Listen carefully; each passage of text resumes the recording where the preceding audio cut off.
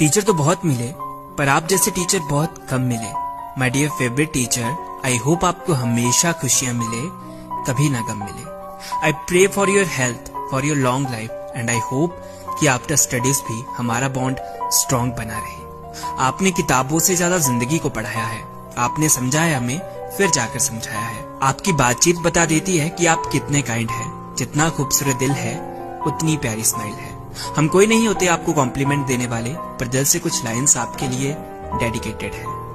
किताबों से भरे बस्ते से लेकर जिंदगी के तमाम रास्तों तक एक ज्ञान काम आता है, एक सलीका काम आता है, जिंदगी जीने का तरीका काम आता है। जो तमाम पुस्तकें ना दे पाए, जो हजारों किताबें ना समझा पाए, वो आपने हमें सिखाया है। इस बात के लिए शुक्रिया।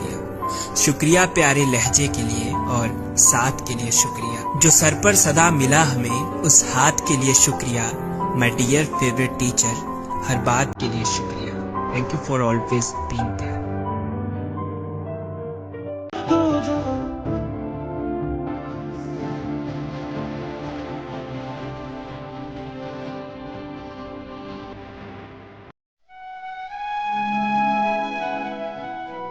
भैया सफर थोड़ा कठिन है लेकिन हिम्मत नहीं हारूंगा, इतना तो भरोसा है खुद पर, इस बार बाजी जरूर मैं मारूंगा। ठीक है भाई, तो ध्यान रखिएगा सभी लोग कि जिसको जिसको कभी भी लगे ना कि हाँ भाई मेरा तो जिंदगी बर्बाद हो गया है ना, तो ध्यान रखिएगा सभी लोग कि ऐसा किसी के साथ नहीं होता है।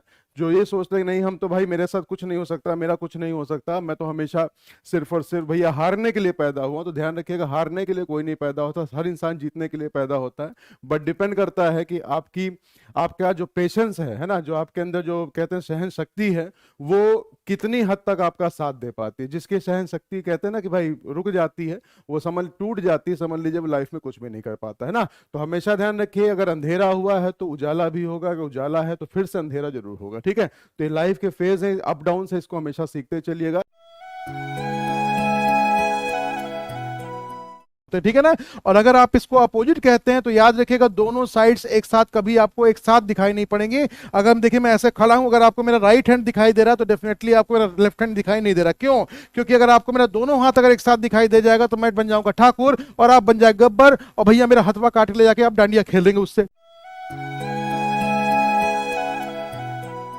अगर हराना है भाई किसको, माइकल फेल्प्स को अगर आपको हराना है, माइकल फेल्प्स वर्ल्ड का जो सबसे बड़ा क्या है, तैराक है, छपक छपक तैर जाता है। ठीक है, ध्यान रखिएगा, उसको अगर हराना है तो स्विमिंग पूल में आपको उतरना पड़ेगा। अगर नहीं उतरेंगे तो जाहिर सी बात है उस कैसे।